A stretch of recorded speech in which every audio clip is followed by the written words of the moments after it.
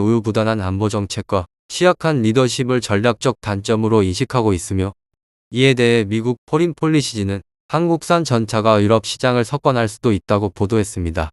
FPG의 지적을 요약하면 러시아의 위협에 직면한 레오파르트 2 운용국들은 레오파르트 2 제공과 관련한 독일의 코미디쇼를 목격했기 때문에 지상 전력의 핵심 장비인 주력 전차를 독일에 의존해도 되느냐고 자문하고 있습니다. 또한 독일과 프랑스의 차세대 주력 전차 프로그램은 관료주의에 부딪혀 개발 일정이 지연될 가능성이 높으며, 따라서 생산 라인이 현존하는 독일산 레오파르트 2가 유일한 선택지라고 할 수 있었으나, 폴란드의 K2 생산 라인이 등장하면서 독일의 선택지가 현실화되고 있다는 것입니다. 총 1000대의 한국산 전차를 도입하는 폴란드에는 K2PL 생산 라인이 2026년부터 가동되어 820대를 생산할 예정으로, 이것은 독일 업체와 협력하는 것보다 훨씬 빠르고 경쟁력 있는 가격으로 레오파르트 2에 버금가는 주력 전차를 폴란드에서 입수할 수 있어 독일과의 계약에서 도저히 바랄 수 없는 기술 이전이나 방산 기반도 강화할 수 있다고 전했습니다. FPG는 K2에 대해 레오파르트 2의 카피로 보는 시각도 있지만, 유럽산에 버금가는 세계 정상급 주력 전차로 평가하고 있으며, 노르웨이 비교 테스트에서 레오파르트 2를 상대로 좋은 성적을 거두고 있다 언급하고 있습니다. 이러한 한국과 폴란드의 움직임은 방위 장비의 생산 능력과 높아지는 수요의 격차로 고민하는 미국에도 유익하며, 한국의 견고한 방위산업 기반과 유럽의 안보를 연결하는 것은 서구 이해 관계자들에게 유익한 연결고리를 가져다 줄 것이라고 FPG는 지적했습니다. 따라서 생산 라인이 현존하는 독일산 레오파르트 2가 유일한 선택지라고 할 수 있었으나, 폴란드의 K2 생산 라인이 등장하면서 독일의 선택지가 현실화되고 있다는 것입니다. 예를 들어 한국 제품을 도입한 유럽 국가들과 한국군의 교류가 진행되면 관계가 희박했던 두 지역의 관계가 강화되고, 한국 방위산업이 폴란드에 진출하면 충격적인 속도로 소모되는 장비와 탄약 보충에 유리하기 때문에 미국은 견고한 한국의 방위산업을 활용한 현실적인 관심을 기울이고 있다고 보도하고 있습니다. 다만 한국산 전차에도 잠재적 함정이 존재한다고 전했습니다. FPG에 따르면 그동안 한국과 러시아와의 관계는 비교적 사이가 좋았으며, 따라서 한국은 러시아와의 관계 악화를 원하지 않고 있다는 것입니다. 즉, 한국이 우크라이나에 대한 직접적인 무기 제공을 거부하더라도 미국으로 무기를 수출해 조용히 무기를 우크라이나에 전달한다는 정책의 유연성을 갖고 있어 독일보다 낫다고 보고 있습니다. 또한 유럽 시장에서 기술 이전이나 현지 생산을 적극 허용하는 한국 정부의 방침에 근거한 한국 방위산업의 생산 능력은 시기적절한 수요에 대응하지 못하는 독일에 비해 상당한 어드밴티지를 가지고 있다고 지적했습니다. 이어 독일산 방위 장비의 잠재적 문제는 천연가스 문제로 러시아의 눈치를 많이 봐야 한다는 것이며, 이러한 위험을 피하기 위해 레오파르트 2 고객들은 폴란드를 본받을 가능성이 있으며, 한국과의 협력으로 전차 운용의 유연성과 자국 방산업계 강화 발전, 역의 방위 압력 구축 등 상황에 따라 한국산 전차가 유럽 시장을 석권할 수 있다고 FP는 보도한 것입니다. 이와 비슷한 언론 보도는 유럽에서도 지속적으로 나오고 있으며, 지난해 12월에도 독일 언론이 보도한 적이 있습니다.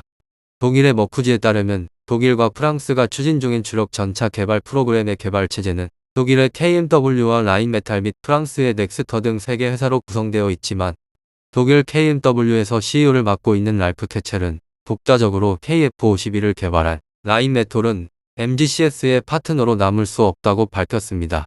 이어 라인메탈은 KF-51이 레오파드 2와 비교해 가볍고 가격이 저렴하다며 KF-51이 레오파드 2보다 우수하다고 선전하고 있지만, KF-51이 레오파드 2보다 우수하다는 신뢰할 만한 근거는 없습니다. 우리는 앞으로도 레오파드 2가 여러 나라의 기반 전력으로 계속 머물 것으로 예상하고 있습니다. 결국 이 문제에서 중요한 것은 레오파드 2를 도입하고 있는 국가들과의 협력 관계를 벌이면서까지 미래 계획도 비약적 진보도 없는 신형 전차를 우선시할 필요가 없다는 점이라고 말했습니다. 또한 라인메탈은 KMW와 공동으로 푸마를 개발했는데도 독자적인 리눅스도 개발해 두 개의 차종이 경쟁 관계에 빠져 수십 년간 전차와 자주포 등의 개발에서 역할 분담을 해온 양사의 협조 관계를 라인메탈이 무시하고 움직이고 있다고 비판했지만, 라인메탈 외에도 MGCS의 비전을 위협하는 존재는 또 있습니다. MGCS는 독일과 프랑스뿐만 아니라 유럽 국가의 채용을 전제로 하고 있지만, 개발 체제의 복잡성을 피한다는 명목으로 잠재 고객의 개발 참여를 거부하고 있어 심하게 말하면 독일이 워크쉐어나 기술을 독점해 잠재 고객은 구매만 하면 된다라는 상황을 조성하려 했습니다. 이에 대해 캐첼 CEO는 MGCS의 잠재적 고객이었던 폴란드가 레오파드2의 대체형으로 한국산 K2를 선택했고, 캐첼 CEO는 만약 유럽 국가들이 다른 나라에서 다양한 육상 장비를 도입하게 된다면 이러한 유럽의 수요는 한국과 미국에 의해 점유당하게 되어 유럽의 방위산업은 궁지에 몰리게 되고, F-35가 유럽에서 우위를 점하여 유럽이 공동 개발한 유로파이터가 팔리지 않는 것과 같은 상황에 빠질 뿐이라고 주장했습니다. 어쨌든 캐첼 CEO는 유럽이 뿔뿔이 흩어지기보다는 통일된 접근법 아래 레오파드2에서 MGCS로 이행해야 한다고 유럽 국가들에게 협력을 호소하고 있지만, 이러한 생각은 많은 국가들의 지지를 받고 있는 것이 아니기 때문에 매우 미묘한 문제이기도 합니다. 독일과 프랑스는 미국산 무기를 구입해 유럽 자금을 유럽 밖으로 빼돌릴 것이 아니라, 유럽 국가들은 유럽의 방위산업, 즉 주로 프랑스와 독일 기업이 만든 무기에 투자해야 한다는 이념을 내세우고 있습니다. 하지만 이러한 방식은 다른 유럽 국가들이 보기에는 독일과 프랑스가 단지 미국을 대체할 뿐이며, 독일과 프랑스는 다른 유럽 국가들과 경제 및 방산 협력에 대해서는 관심이 별로 없습니다. 예로 MGCS 프로그램에는 폴란드와 이탈리아가 참여를 원했으나 독일과 프랑스는 기술 유출의 이유를 들어 두 나라의 참여를 배제했습니다. 때문에 폴란드와 노르웨이 및 체코와 슬로와키아, 핀란드 같은 나라들은 기술 이전이나 현지 생산에 협조적인 한국에 접근하고 있어 MGCS뿐 아니라 레오파드2의 수요까지 한국에 빼앗길 수 있다고 KMW가 초조해하고 있는 것입니다. 미국은 공공연하게 최종 사용자에 대한 운용 제한을 부과하는 것은 미국의 권리라고 말하지만, 미국산 방위 장비가 계속 팔리는 이유는 미군의 안보라는 눈에 보이지 않는 혜택이 동반되기 때문입니다.